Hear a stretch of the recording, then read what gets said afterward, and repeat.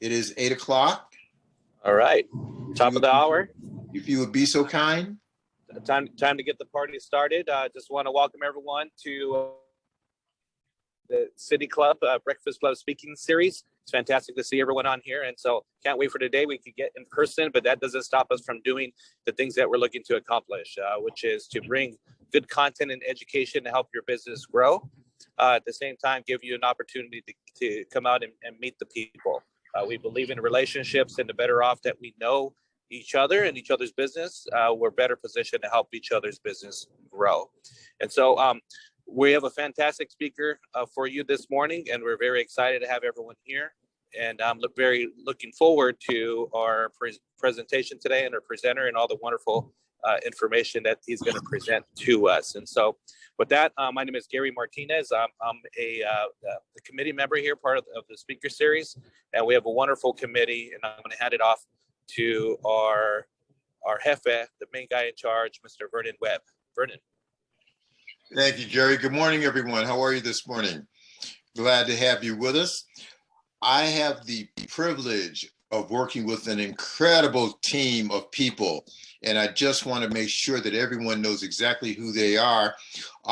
We'll start with Mr. Gary Martinez, who has been a staple of the Breakfast Club for years now. We have Mr. Mitch Woolley, who is our technical genius. Some days he is brighter than others, but he is always on time.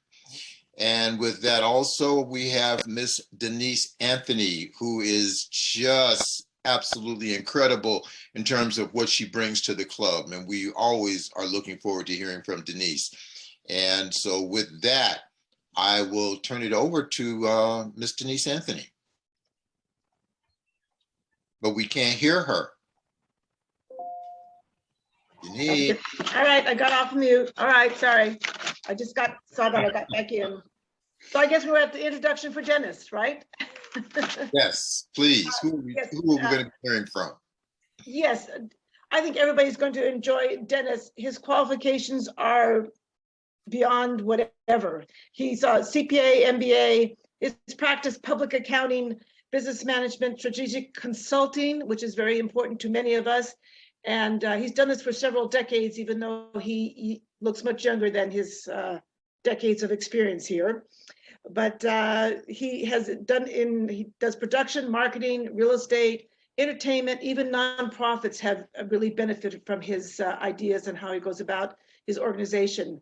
He's been really a top consultant to all kinds of owners, executives and boards. He really has done, it's just amazing all the things that he has done. He had one of the largest independent practices CPAs until he merged in with a national one that used him, his company and his firm, I should say, as the West Coast headquarters on being a CPA. He's no longer doing CPA type work, but he's does business appraisals. He does, estate planning. He does strategic, going down on your businesses if you're trying to get succession planning going. He's a mediator. He does all kinds of business disputes, divorce settlements. That's usually the hardest one for him, I think, is divorce settlements. And even dysfunctional families are in his realm of helping out. So actually, he's like a Renaissance man. There's a lot more to him. He's a poet. He's an artist. I mean, it's amazing all the things he does. So hopefully he'll impart some good knowledge for us today. Thank you, Dennis, for coming or joining us on Zoom. Okay. All right. Well, good morning. Thank you for that introduction. This morning, no PowerPoint, no outlines. I want to just talk to you and share some thoughts with you based on several decades of working with my own companies and as a CPA and a business manager for executives and leaders throughout the area. Most of what I do now and what I want to talk about relates to the effectiveness of leadership, of what you're doing in your companies, and time management on your end is a critical issue that I've written articles on. and that have helped a number of companies. My background was with one of the national firms. I was in Chicago. I'm out of the Midwest, Northwestern University, Wisconsin. They transferred me to run an office in San Francisco, and then to Southern California to run an office in Beverly Hills. And I've been here for quite a while. It grew. I left, as most young people who think they can do better do. I left the firm and started my own, and it grew, as Denise said, to one of the largest practices in California. There were some 75 prima donna accountants and business managers and forensic people and tax people, and managing that infrastructure one step at a time. I learned quite a bit about the critical factor was my own time management. But I've also run and owned several companies, and so I've had a variety of interfacing and experience with different types of organizations in marketing and distribution and entertainment and legal firms who as clients and other CPA firms, actually. So all of that is in building infrastructure and talent and making it happen, and all the way being very aware of my own time management, as well as the people where I was developing and mentoring. So I'm going to touch on a handful of what I consider critical factors. I've boiled it down to 7 actually, and those are the factors that I think people in your roles are either are seldom capable of optimizing. We get preempted by so much. We have so much on our desks that the effectiveness is often lost, and that's what I want to help you with this morning. I want to first take a quick head count. Not a head count, but in terms of the businesses that you are in, that you run, just quick raise a hand. How many of you are in businesses that have fewer than 20 people in the organization, bodies? A couple, all right. How about anybody with more than 25 or 30 people in the organization? How about more than 50 people? Okay. I'll get back later to why that matters. The objectives of my objectives today in trying to guide you is to have you just listen, jot down. Again, I'm not going to do a PowerPoint. As a matter of fact, I'm going to show you the agenda in a minute. But basically, jot down any points of interest that you hear, or any questions that you have, and we'll have a Q&A later. Also, I have much of what I'm going to say is embedded. I just grabbed pieces from articles that I have on my website that will explain a lot of these things in more depth. I suggest you just keep track with it by jotting down anything that you find particularly relevant, and the focus will be more relevant for you than if I tried to issue a share my screen of stuff for you to read and go through. You'll have it yourself. My suggestion is that you right now just jot down these 6 things, categories, just so that you can keep track. Here's what I did. If you what we're going to talk about, this is my website for future. If you want to look at articles, there I am, Dennis, at that. And here are the there we go, 7. Wait, are they backwards on the screen? No, they're good. They're right. Okay. If you want to write them down, the first one is what I'm going to talk about next. Realistic control. Think strategic. 80-20 rule. Priorities. Delegation. Staff work-life balance. And the last one is Murphy. And I'm going to hit on each of these topics briefly and give you some ideas why. All right, you get it? Realistic control, think strategic, the 80-20 rule, priorities, delegation, and staff work-life balance. And then Murphy. These are what I think are critical factors that we are relevant to whether or not you can do your jobs optimally. Most people think of time management as an exercise in developing priorities. And this is accurate. It's logical and it's value to think in terms of priorities, and we'll focus on it specifically. Listing tasks in order of their importance is also motivational. But that's not really the crux of time management. The crux of time management, the crux of the issue is this, that it's not really about controlling your time. What it's about is not letting time, and time means whatever's going on, control you, because that's what happens. We become burdened by and slaves to, if you will, what's happening around us. You all, I know, must have heard the adage in some form that we cannot control events. We can only control our reaction to events.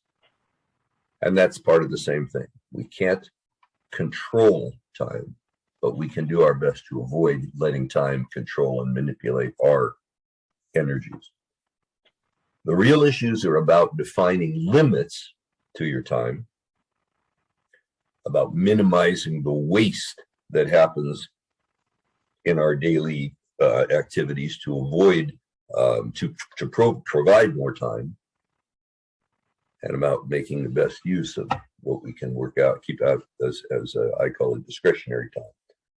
So there are a couple of key points. There's a story that's in dozens of textbooks from the guy Schwab, not the Schwab who started Schwab Securities, but Charles Schwab started Bethlehem Steel. It was one of the largest steel producers in the world. And he came up with he got some advice that in those days it was a big deal, because he was told you can pay whatever you think it's worth. He wrote a $25,000 check to his consultant for the advice that I'm going to give you in a minute. And it was a big number. We're talking about 10 to back in the 40s. But the advice in ABC format, simple exercise. His advice of here's how you want to save time. Number one, every evening, write down, post-it note, piece of paper. Today you could key punch it into your machine, but write down the 6 most important tasks that you have to do tomorrow. The 6 priority tasks, and we're going to talk more about what that means, priorities. But put them down, the tasks that you plan to do the next day. A, B, C. Okay. B is the next morning. Get up and start on task number 1 and stick with it till it's done. If you get it done, go on to number 2. Number 3, ABC, at the end of the day, tear it up, throw the list away, and make a new one for tomorrow. Don't worry about doing all 6. You could have listed 10, you could have listed 18, but mark down the most important and don't stop, don't divert until that's over. As simple as that sounds, the advice was beyond the fact that it made news, because it was he paid $25,000 for that piece of simple advice, but was that it set people into a direction that turned out to be, at least for business school text purposes, considered a major change. The advice is simple and it's logical, except for one slight flaw. In today's day and age, it isn't workable. It only works if you have the luxury of doing one thing at a time, uninterrupted, and then pick up another, uninterrupted, without emergencies, without interruptions. All of us run either companies or run staffs or run divisions or run department heads where we are responsible for other people's activity, and where there we simply just don't have control of all our own time because there's other people involved. Especially, we're bombarded in today's world with not just work issues, but with political and social conflicts, and they come from all directions. And frustration affects all of us to some degree. Frustration should sound familiar. Causes stress. Stress stems from pressure. Pressure stems from having this many things to do and not enough time to do it. We have overwhelming responsibilities, many of us, not just for work, but for family, for all sorts of burdens, and again, with little control. We can never control what happens in the world. We can be upset about it or happy about it, or guess who won the game, or guess who did something politically smart or stupid. We can only control our reaction to it, and our reaction is our allocation of mental and physical energy and time. So again, I'll suggest pressure can be handled by a number of techniques, and what I'm going to share today is a few key ones that I have extracted from not only the experience, but from I've taught full semester classes in time management at Pepperdine, full courses. I'm going to extrapolate into the next 30 minutes or so what I think are the handful of ones that have made a difference for me and my companies and many of my clients. So the first one is as I mentioned, realistic control. Realistic control is being aware of what I just said, that I'll repeat it just one more time, that the focus has to be on how much we can do without being waylaid, without being letting our attention divert and losing our own trend of thought and resolution of our own priority agenda. Thinking strategic, which is the second point, have to do with critical steps, because our tendency as human beings is to what I call zigzag. Our tendency is to shift back and forth in our minds and in our activities between goals, objectives, and tactics.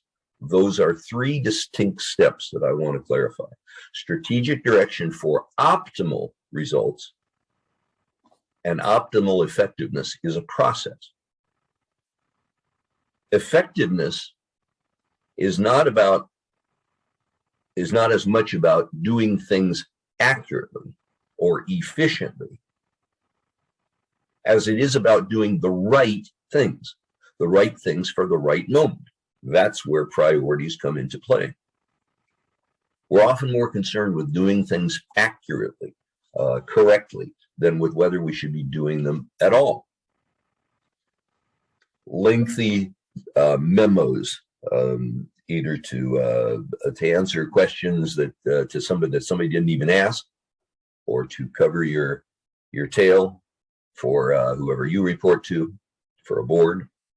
Procedural memos to staff that could have been done in a 30-second voicemail or a memo.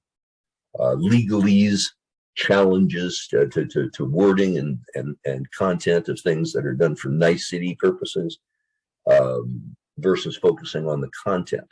Well, those things, for efficiency's purposes, for accuracy purposes, to impress somebody else's purposes, aren't necessarily the most effective ways. In fact, often they're very ineffective in getting what needed to be done.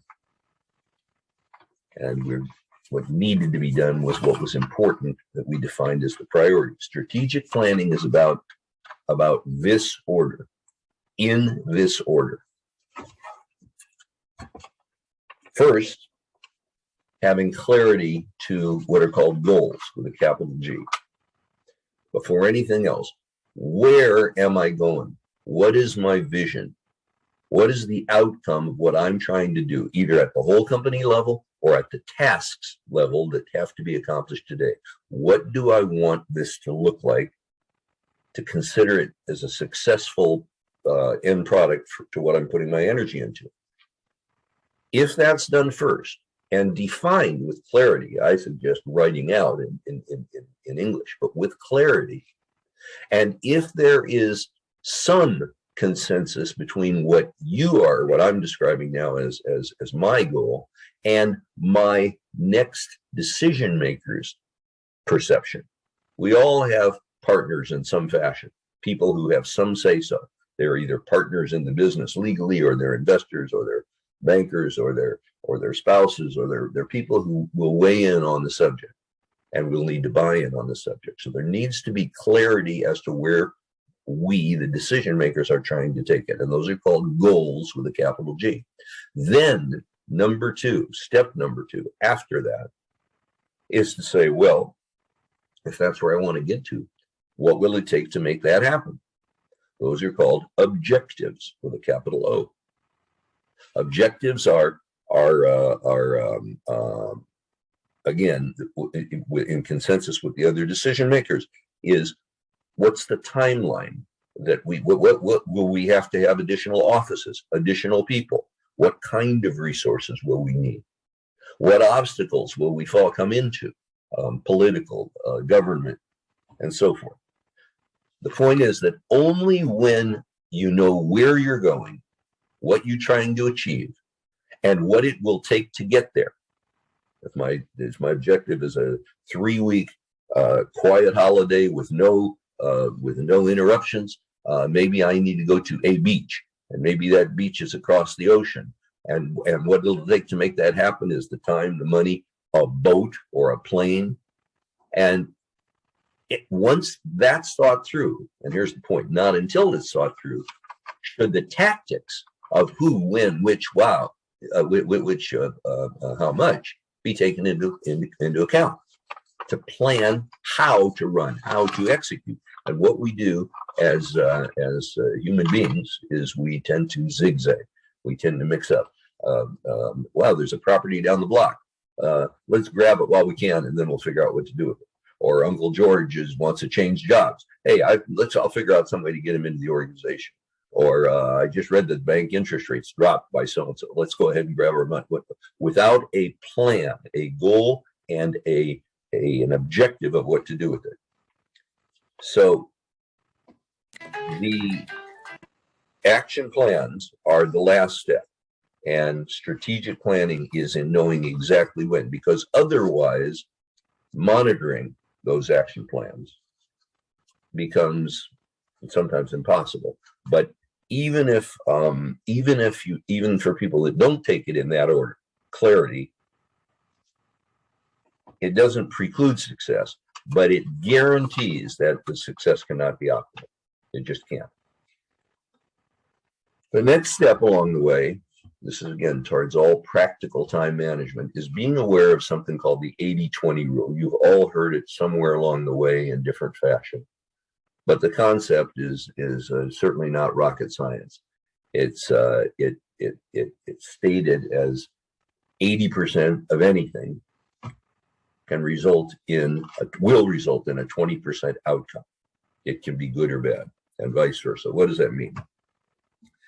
Good news, bad news is always based on perspective, but generally 80% of your business revenue will come from 20% of your clients.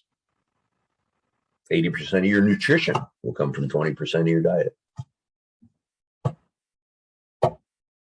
20% of your office staff and employees will create 80% of the aggravation and frustration that comes up in a day.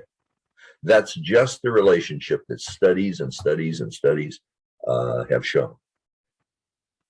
And the point is that if 80% of what we do, how we deal with our daily tasks, has only a 20% likelihood, benefit of happening in the scheme of things, well, then the query is, what is the payoff? Okay, we start by making our list of what we want to do. Really, is this what we want to do? Is this the order it ought to be taken? is, am I prepared to spend an hour, 2 or 3 out of a limited amount of time if there's only, or 80% of my collective time, if there's only going to be 20% payoff at the end of the day? Well, if that 20% payoff is consistent with the goals and the objectives, then probably yes. But too often we get diverted and it's not correlated. So learning to ask, training yourself to ask yourself before you start, before you take the next call, before you, I'm going to keep going into details, but the concepts are critical. If you can train yourself to ask yourself mentally, stop, breathe. What's the objective of my next step? Is the payoff likely more likely to be 20 or 80? And what project out of what I really need to do makes sense in reaching my goals today? Before just doing something, what is the purpose? What am I trying to accomplish? This is the key. Is it consistent with the goals, the objectives I've set? Am I controlling the job, or is the job controlling me? Is what we deal with. The fourth critical factor or critical component is I'm calling it priorities in one word, because we're now in a position, if you think that way, if you have your mind, if you have yourself set on, I'm doing something that's leading toward a goal that I know about. I've thought about it myself. I've agreed with other people. I've been told. I'm a member of a board that has collectively said this is what we're going to do. I'm now in a position to set my priorities and control my priorities. The mechanism of writing down ideas before you go to bed on a Post-it note and sticking it on your telephone next to you, or inputting it into your smartphone so you can open up in the morning and have a to-do list, or printouts. I've had printouts that people physically tape. They print it out from a machine and physically tape it to the side of their computer screen, their laptop, for when they're going to open it up in the morning. But what they all ought to represent is a clear map of what today's priorities are. And if you get that far, which is what most of this is about, and there's very little disagreement among various business texts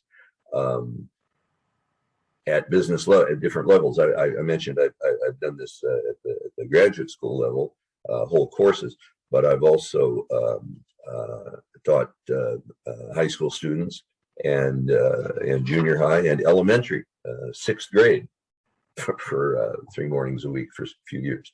In these same concepts, said differently and guided them differently, but the idea is to get people to be thinking on this order. But the major impediment, even if you get this far, which is the next phase of what I want to say, is that what happens is that important priorities, what we considered important, get preempted first off, and sometimes first thing of the day, by what are called urgencies. There are important correlations between and distinctions between importance and urgency. And in most cases, research studies, in fact, in all cases that I've read, research studies confirm that most phone calls, texts, emails that come in divert attention. They divert my attention, and it takes something like 7 to 8 seconds once you lose your train of thought, even to get back to there. Sometimes 20 seconds that you just lost before you can even get back to where you were thinking. But that diversion, that interruptions, someone else's urgency should have waited in the scheme of what I'm trying to accomplish, which is to stick with important things and do them, and don't waver from them. Do one at a time till they're done. Interrupting our immediate focus is what the problem is, and we tend to respond to interruptions. Interruptions which divert our attention. There are interruptions from the outside world that are critical. kids at school, okay, that have a problem. If there's a special phone ring that when it rings, you know that is a preempt. If it's that it's going to be an urgency, it's a kid that I was waiting to hear from, or it can be a set ring or something. But a buzz or a ring or a poke their head in the door of one of your other workers about what time we're going to lunch today, or what we're going to do about the party next week, too often interrupt what you have listed, what I have listed as today's important role. People tend to operate in a box where something is urgent and not important, and allow that to preempt what was important and not urgent.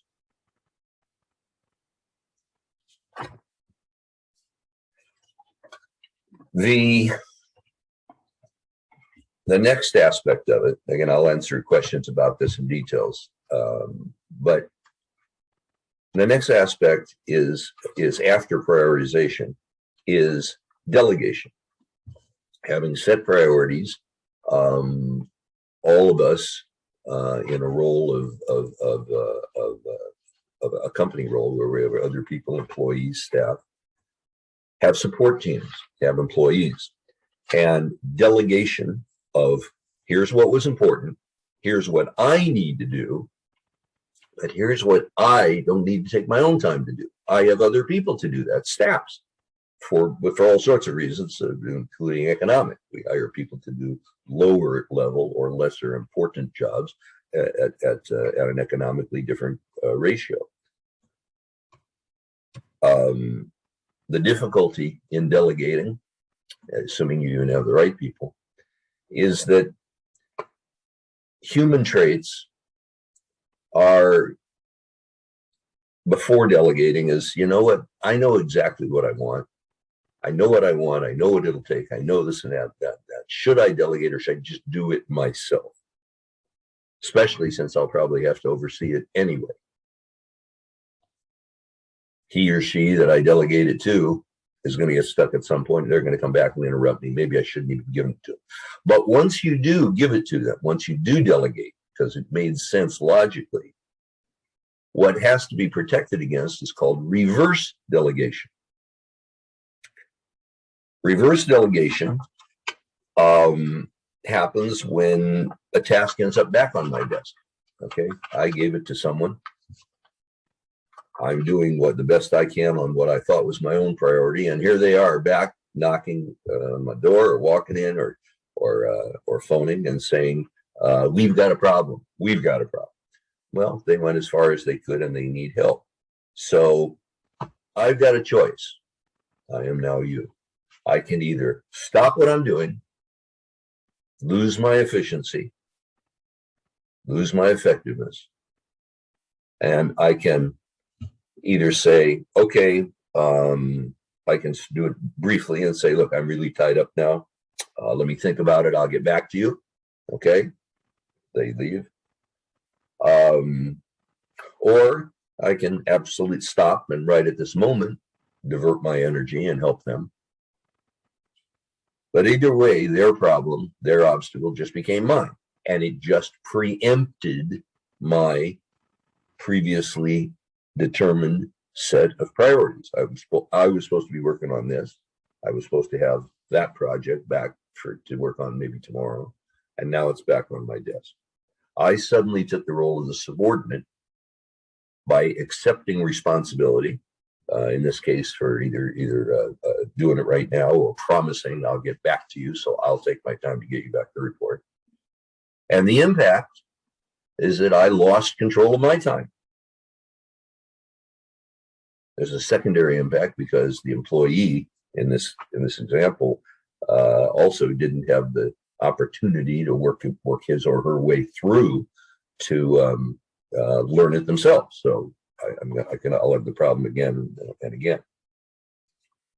But it's important to recognize that that's one of the major hurdles to our own efficiency, is being preempted by stuff that either didn't matter at all today as a preemption, or I delegated something and it's back, and it may or may not matter today, but either way, it's preempting me. So what do I do about it? Do I just take it back and do it myself? Do I say, all right, sit down and we'll do it together? Or do I take it back and say, I'm not going to do it now, but I'll get back to you later. Either way, I have rejiggled the priority list that I began with.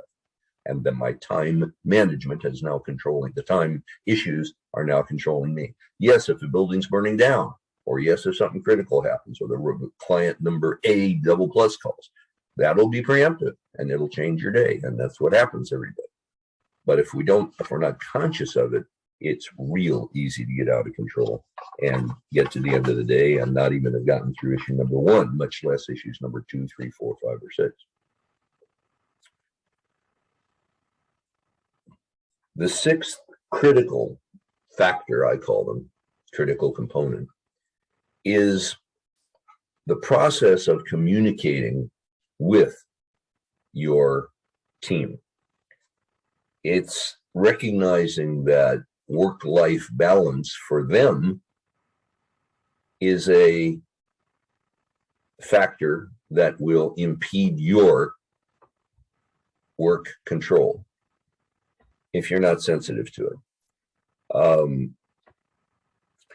If any of you are younger than 40, in the age 40, that's the millennial and the what's called the Zenlennial or Z bracket. You'll have if you're under 40, you'll have a greater sensitivity to these generational differences in culture and work habits. But those who are X generation or boomers over the age basically of 40, often have difficulty getting an effective response from staff in particular who are younger for a couple of reasons that y'all know for sure. As you get older and more experienced,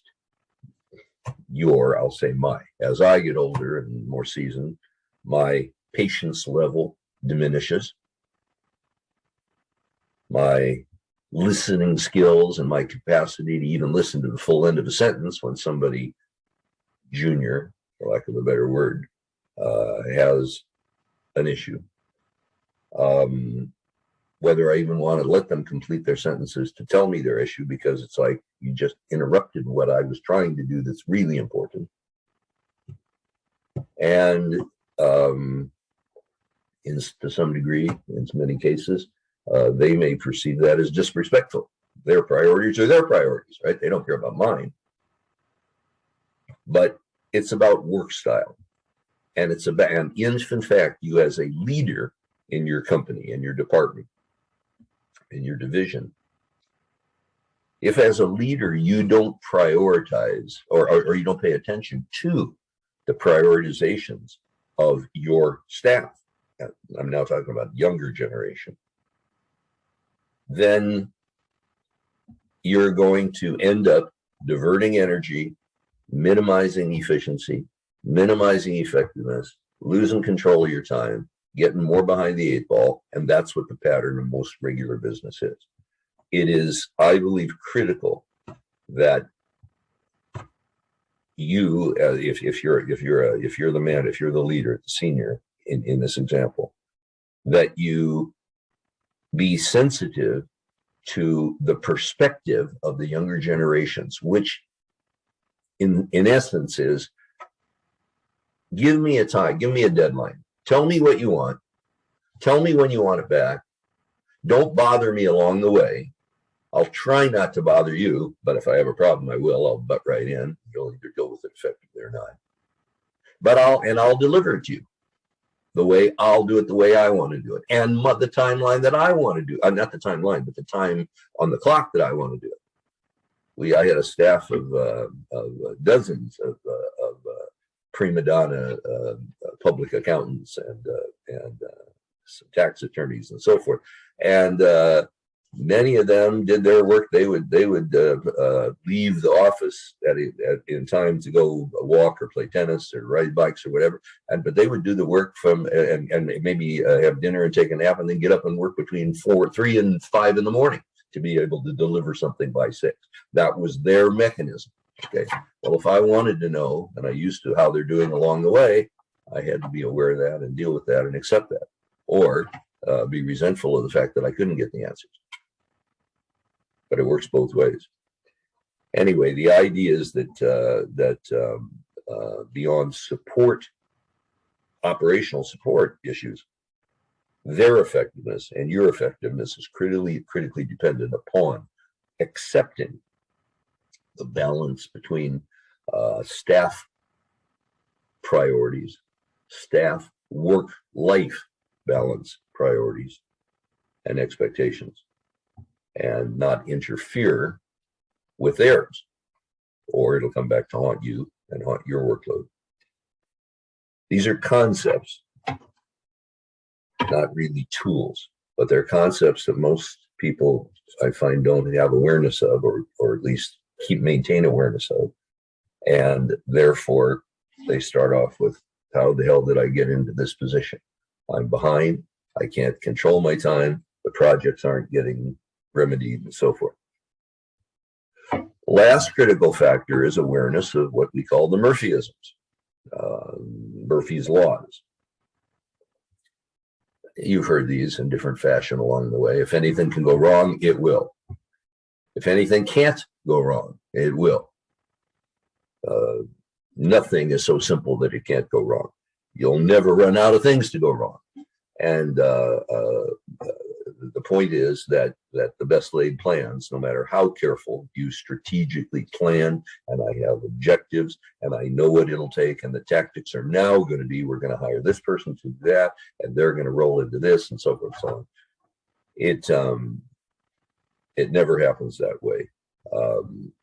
There's a guy named Peter Diamandis, a major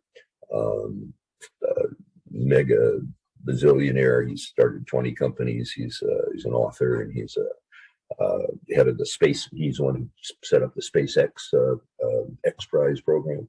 But anyway, his company motto, or one of them, is if anything can go wrong, anything can go wrong, it will go wrong. Fix it before you do it, and fix it now before you move forward.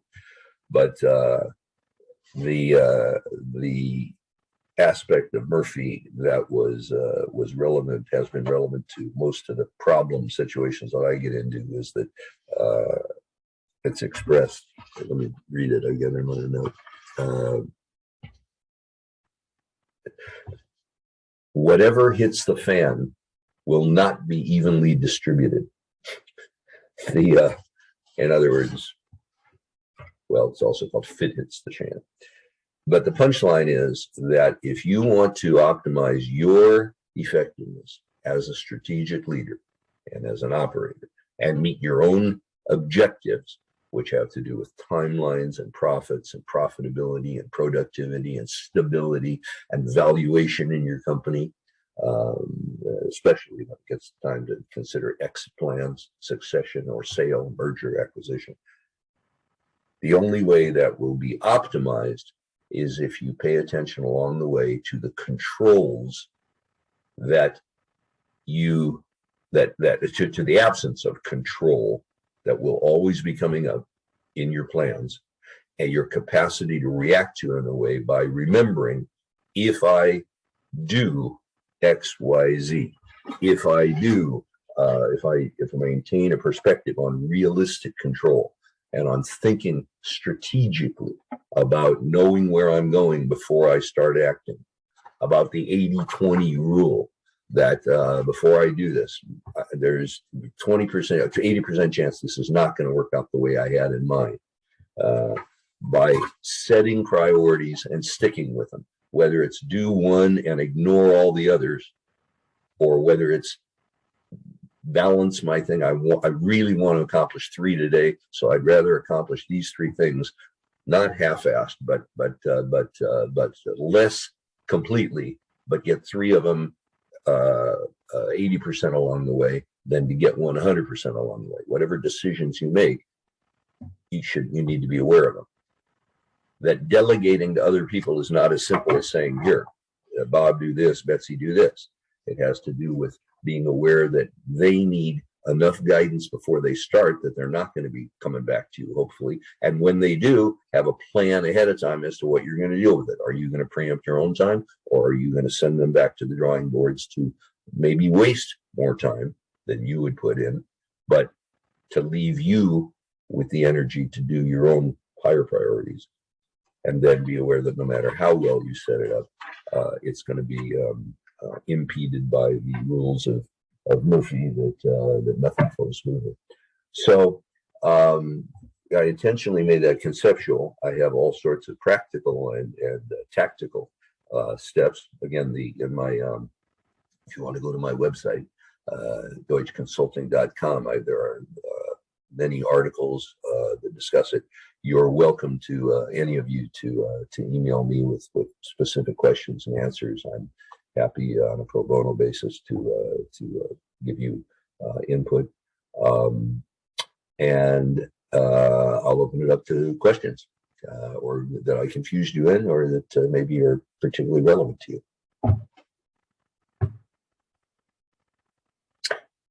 If there are none, that would be wonderful, but I'd be surprised. I have a question. Yeah, can you elaborate a little bit more about the differences and maybe give some examples between items that are urgent versus important and how they relate to each other, please? There's actually it's called the Johari window. It's an actual model by Professor Johari, where it's an axis of urgency on one side and importance on the other. And there's boxes. So yes, no, yes, no. So something is either urgent and important, which belongs in box one, or unimportant, unurgent, in which case you're not dealing with it. But the other two boxes are where the mismatch happens. People have a tendency to react to the word urgency encompasses all sorts of stuff, but to something that is timely urgency. The phone rang, the email came in, customer number 17 is late on his payment or on his order, whatever. And to react to taking care of those things, get them out of the way because they're urgencies. But the cost is of losing your own time on what was important. Now, what was important is different for everybody. I contend that important is the number of steps and things that I need to be responsible that are consistent with and not inconsistent with the objectives of trying to get there. I'm trying to get to somewhere, a strategic vision, which is clear.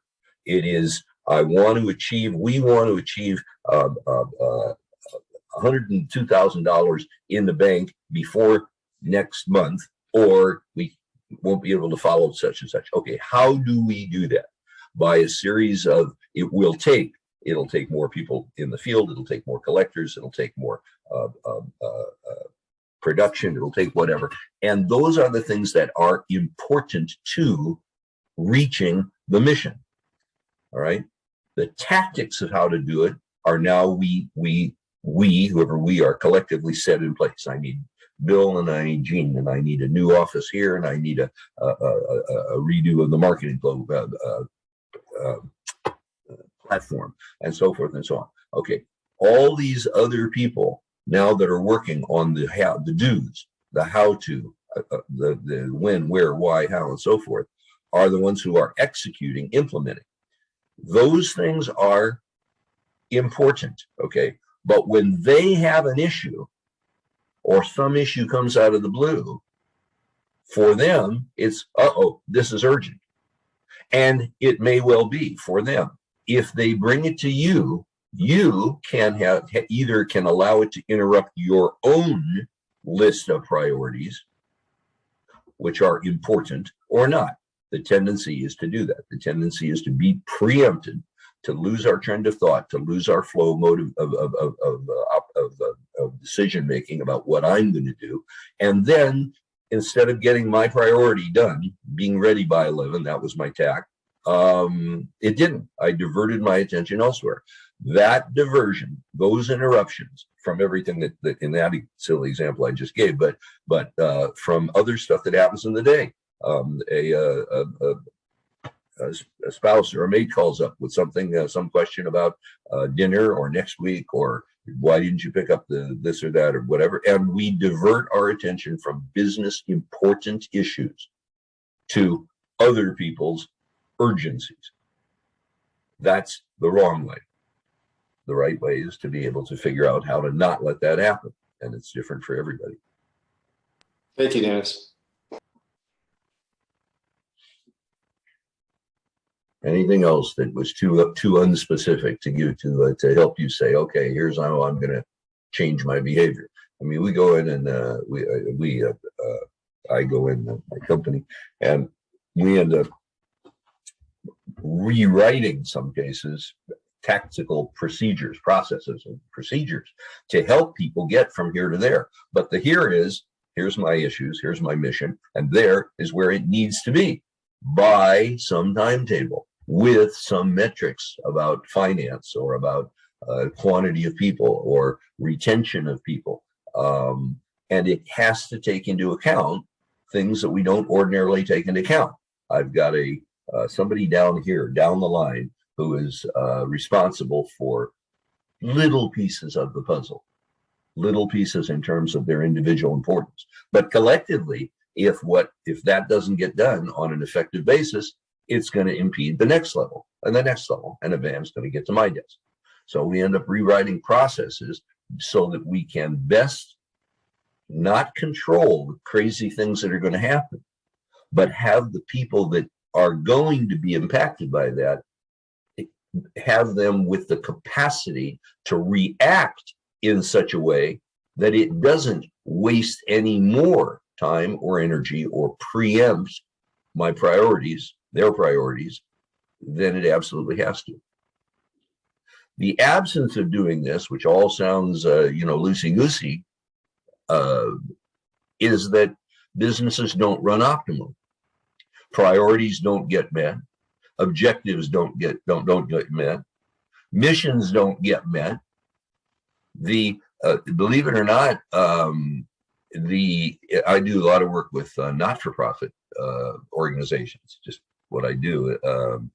And those organizations have missions that are usually less focused on dollars and cents, on financial, than they are on achieving their results, providing services, developing things which have no, they have an idea, but they just keep going and going and going. There's no absolute answer. You can't say, okay, fine, we got the money in the bank, or fine, the quality came back with 89 or 92% satisfactory test.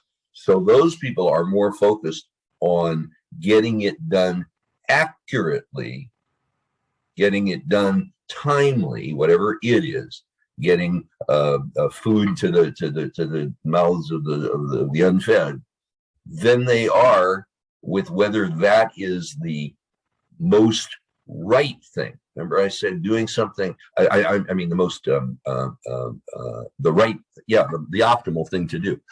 Efficiency is doing something right, doing it accurately.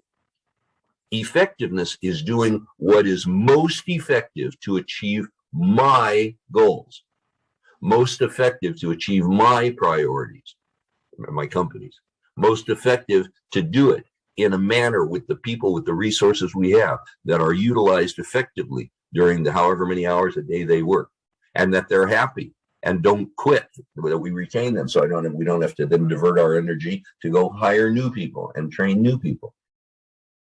Well, if that isn't clear, if the idea is our goal is to have 100% clean hallways. If you ran a janitorial service or you had a division, we don't want one piece of paper, one germ, or one this and that in the hallway, and that's what we do. Whatever it takes to make that happen. People are going to be focused. Money's going to be impacted because time's going to be spent. Is going to be focused on that, as opposed to, is it more important to then have clean, spotless walls and ceilings than it is to have make sure that the the safety factor of the window locks and so forth are all together. I'm purposely picking innocuous examples, but because it doesn't matter what it is, the principle's still the same. What is your priority that's consistent with your meeting your objectives, the pieces of the puzzle that are critical to getting the vision? The vision is typically in business arithmetic. The vision, however, could also be just on general principle. I want to have an office in 5 cities. Okay, I want to have a retail store, 1 in every zip code. Okay, and people will whether if you're pursuing that mission, you will be prioritizing the steps that need to be taken in a different manner than if the mission is not so clear and it's just about, well, let's keep the overtime down this week, okay, or this month. That too broad?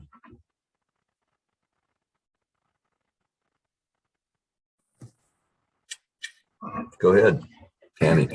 Hey, Dennis. I have down here the 80-20 rule, but what I'd like you to do is expand on, once we identify the 20% of our clients or 20% of the things that are more important to generate the revenue, what's next?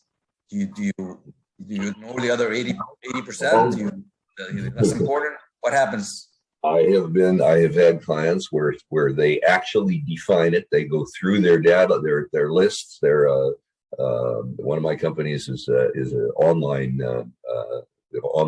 customers that buy product and they keep buying it. It's called continuity. In other words, every month send me this and you will get another order of happens to be a skin cream product. There is a regular process of saying this person returned 2 orders. This person didn't accept it on time or they couldn't deliver it. This person that, and literally cutting the list, saying these are the part of the 80% of the people who are costing us or minimizing kind of profit, and literally reducing the interface and the involvement with those people. That's where it can be measured. The metrics in that case have to do with product sales and acceptance and delivery and so forth. There are other situations where it's far more complicated, where law firms end up saying, however, this person calls 3 times, they don't listen to us, they don't respond, they don't send back on time, they don't do this, and so we're going to have to maneuver it in a different way. We're either going to double our charges to get them to take the more, or we're going to not take those clients, we get rid of those, or we're not going to take the next client that comes in that's in this same arena with these same kind of problems. There are specific answers, and other than a couple of silly extremes like that, it takes an analysis. But what you do, the question is, do you do something about it? At least recognize it, be aware of it, because the 80% problems, let's say the 80% of frustrations that happen during the office from 20% of your staff, mean maybe the other 80% of your staff need some training in either, large things like we're talking about today, or actual operational training, detail. I want to be sensitive to your time. Any other questions that I can give a general answer to, or again, you're welcome to email me subsequently, and or look at some of the data that's on my website that'll answer much of what I had talked about today with much deeper detail. Dennis, you've given us a wealth of information, and I have heard that once you have given someone your time, that you have given them one of your most precious assets, because you can't get it back. Money, if you lose it, you can get that back, but time, you cannot get back. And I think you have driven that point home very clearly. And on behalf of the Breakfast Club, I really want to thank you for all that you've shared with us, because it has really given us some food for thought. I see that Mr. Gregory Santana has a question. His hand is up. So this will be our last one before we close this out. Gregory? Thank you, Vernon. Dennis, I just went to your website and I just wanted to share with the rest of the attendees. It's a fabulous website. I went through it and it's like, wow, this guy, there's a gold mine over there. His half hour was just a nugget. So I want to thank my appreciation to Dennis and Breakfast Club for this opportunity and discovering this gentleman. And I love it. And I just wanted to express that before we departed. Thank you. Thank you. There is a one of the sections is called weekly publications. I put out weekly bulletins on concepts like this, management, leadership concepts, as well as some taxes and accounting, and as well as some thoughts on politics and so forth. They show up there on the website. If somebody, I have many people, hundreds, who say, please just send it directly, and I send out a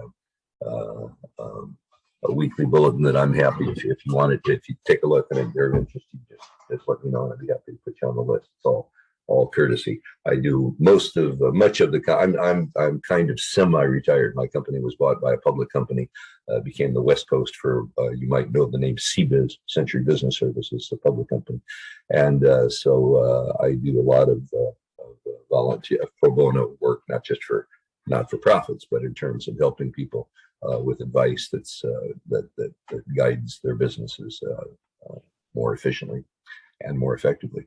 So anyway, glad to participate, and I'll talk to any of you who would like to talk subsequently, and some I do. Okay. Thank you, Dennis. Thank you very much. All right. Thank Good. you. Thank you. Thank you very much. Appreciate We have it. to report back to you if we're successful. All right. Okay.